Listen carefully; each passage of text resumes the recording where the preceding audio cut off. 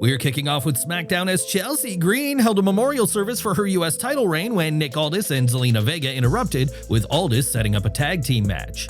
It'd be Green and Piper Niven versus Zelina Vega and a partner of her choosing, and that partner turned out to be the returning Alexa Bliss.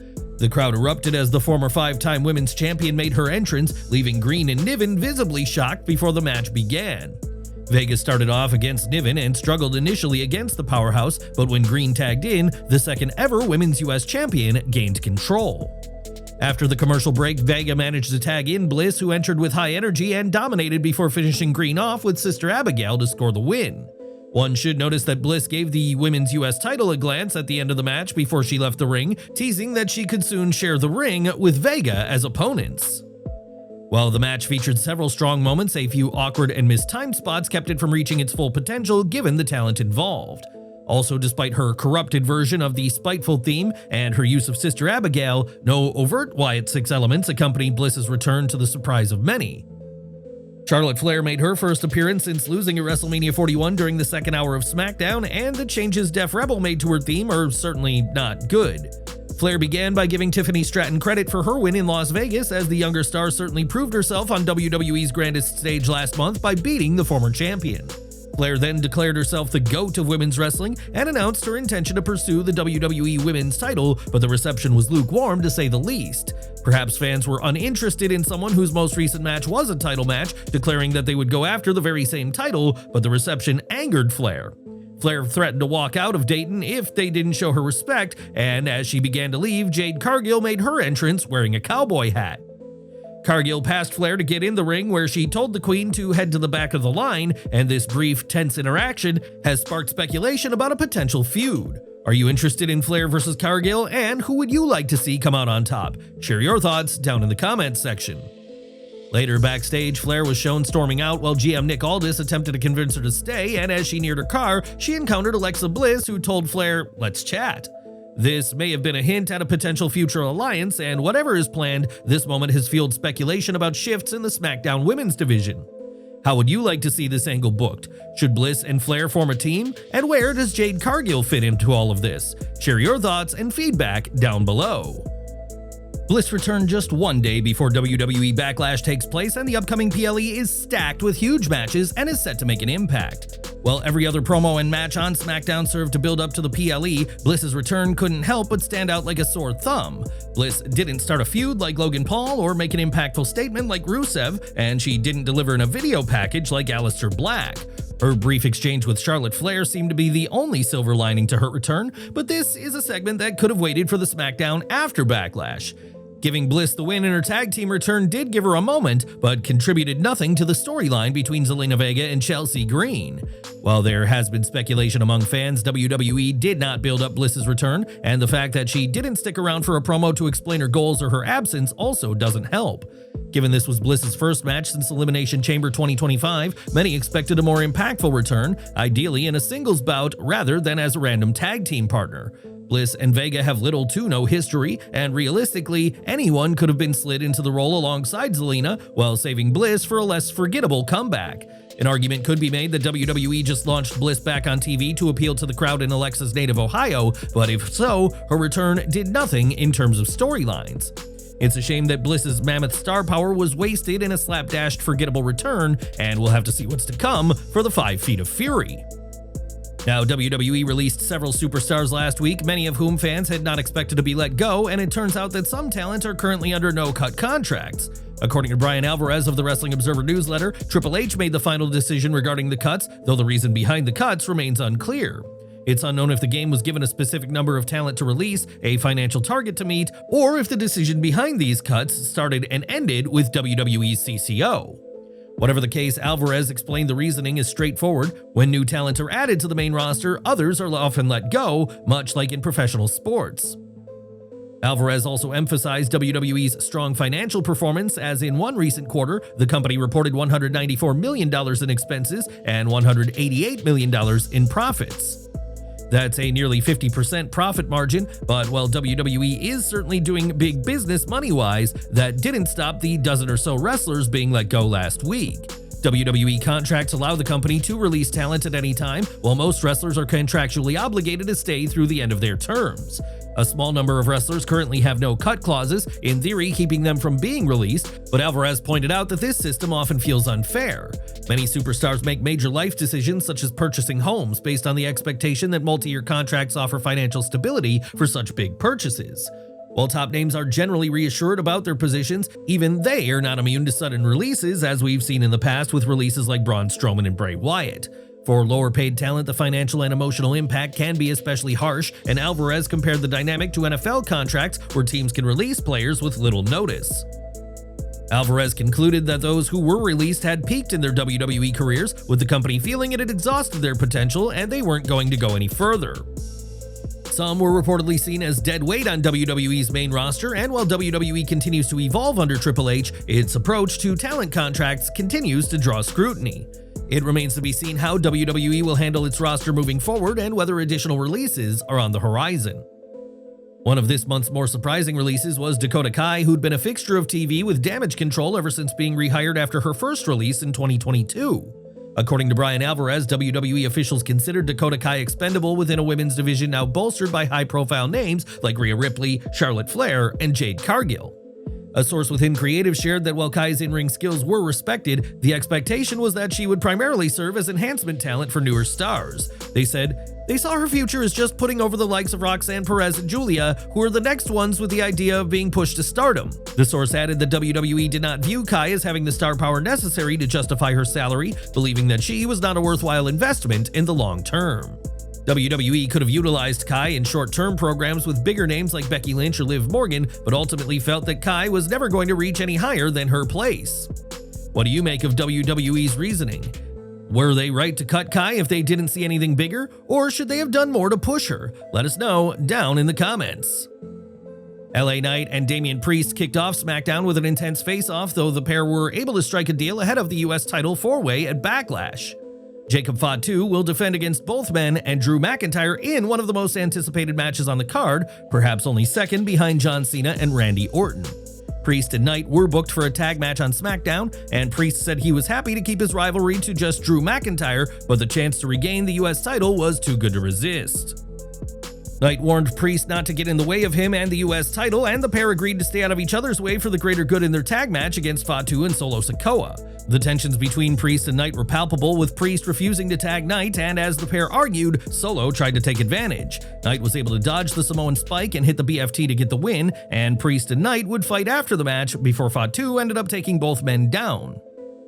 This was a decent match, albeit with a somewhat predictable pattern, and ending with McIntyre hitting Fatu with a Claymore was a fun addition at the end. The only loser in all of this was Solo Sikoa, who went from being a lock to win a world title to practically playing second fiddle to Fatu.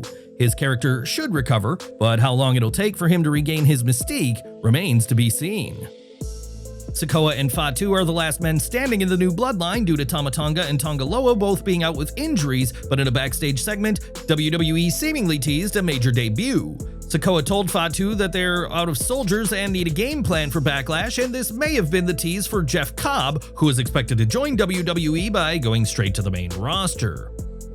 Cobb could be the soldier Solo and Fatu need, and Cobb, like the Tongans, has Polynesian heritage as he's from the island of Hawaii. Cobb proved how legit he can be in the ring during his New Japan run, with only Fatu having a similar physical presence. Fatu told Sikoa that he doesn't need a game plan and will lay into his three opponents at Backlash, though time will tell if Cobb intervenes.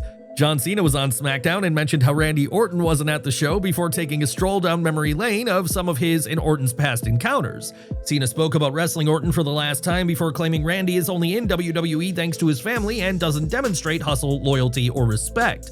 In a shocking line, Cena said that at Backlash, Randy will be like his 2006 drug test, a failure, making a point to state that his is the greatest of all time.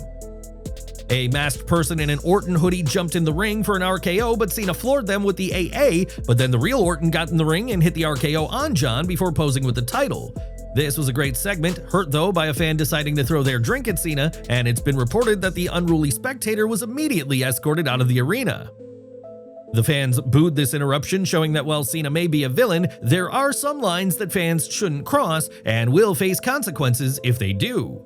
As for Backlash, the stage is set for an epic showdown, but who do you think will win and why? Let us know your predictions down below.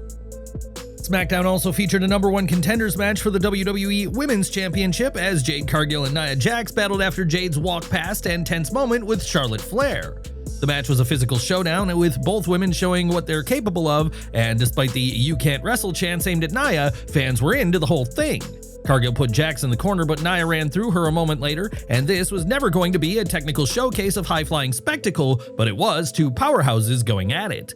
The pair played to their strengths, both literally and figuratively, and while Cargill hit a Samoan drop, a suplex, and a press slam in the corner on Jax, none of it could finish her off.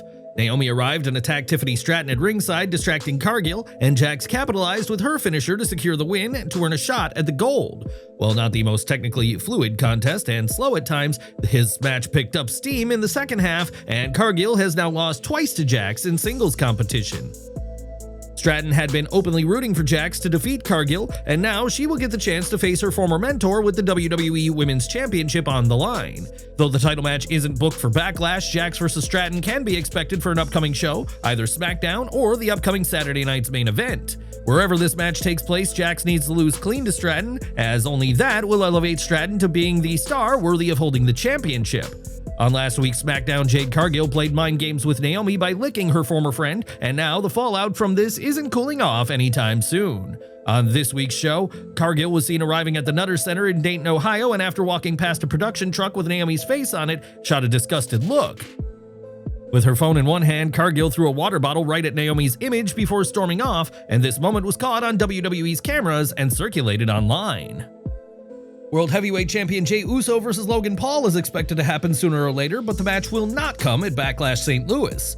According to a report from the Wrestling Observer newsletter, the match is instead expected to take place at Saturday night's main event on May 24th. The report adds that WWE wanted to reserve the match for the NBC special instead of adding it to an already stacked Backlash that has top names like John Cena, Randy Orton, and Jey Uso. Speaking of Saturday night's main event, ticket sales have been strong with 9,224 tickets distributed for the event that is set up to hold 9,762 fans. Ticket sales have been largely driven by an advertised appearance by John Cena, and while the report states that Cena could wrestle on May 24th, there is no confirmation that he will. Meanwhile, fans can expect to see Jey and Logan battle for the World Heavyweight title, a match that could headline the event if Cena isn't in action. The Street Profits, still bandaged from their recent TLC match, were on SmackDown, and they spoke for a bit before Fraxiom emerged and asked for a title shot. Nick Aldis came out to book a non-title match to see if Fraxiom could hang with the tag team champions, and Fraxiom took advantage of being the fresher of the two teams.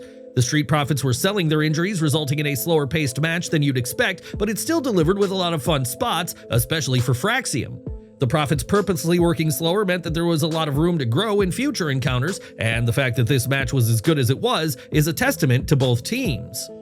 After a great back and forth, despite the slower pacing, Fraxiom scored the win and possibly earned a title shot in the process. Aleister Black cut a pre-taped promo ahead of his match against Carmelo Hayes, and he spoke about burying his past self and learning from that action.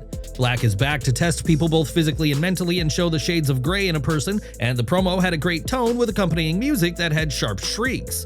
After setting the tone for his night, Black battled Carmelo Hayes, and it's great that the Dutch wrestler was able to keep his old, popular WWE entrance music. Hayes had The Miz at ringside for support, and after The Miz lost to Black in the latter's return match to WWE, Hayes was planning to learn from his partner's mistakes. A lockup and exchange of counters and takedowns kicked this match off in a strong way, and Black would be unaffected by Hayes' strikes in the corner. Black sent Hayes out of the ring for a moonsault, and the match got more competitive during a break that saw Hayes get in more offense, but Black still maintained the bulk of the control. The pair quickly developed a chemistry and put on a fun match that gave both men time to shine, but The Miz would accidentally cost Hayes when he tried to distract Black. Hayes crashed into his ally before Black rolled him up for the win, and Aleister took Miz out with Black Mass before leaving the ring and sitting in the aisle. Backstage, Rey Fenix ran into Santos Escobar, but Rey had nothing to say to Santos, noting that he already beat him last week. Though Garza would ambush Fenix before being pulled off by producers, and Andrade was left to check on Fenix after he was laid out. This set up a tag team match as Andrade and Fenix took on Berto and Angel, and it was Fenix and Angel who started off with a fast-paced exchange before Berto tagged in. Santos Escobar accidentally distracted the official while Berto had Fenix pinned, and Andrade was able to score the eventual win for his team after hitting his finisher. As predicted, this was fast-paced and entertaining, and given the talent involved, it would have been far more challenging to have a bad match. After the contest, Escobar ripped into Berto for losing and things got intense before Berto slapped Escobar and stormed off, leaving Angel looking on confused. On Twitter, Angel shared a black and white image of himself, Berto, and Santos, as it appears that this faction, at least as fans know it, has come to an end. More release news now as Blair Davenport was released from WWE earlier this year, and now she's made a return to the world of New Japan Pro Wrestling. Going by her pre-WWE moniker as B. Priestley, the former superstar returned at the Resurgence event where she got the victory over Viva Van. At this time, there's no word on Priestley's potential contract status, but on Twitter she said she was back and was pleased with how her first day back had gone.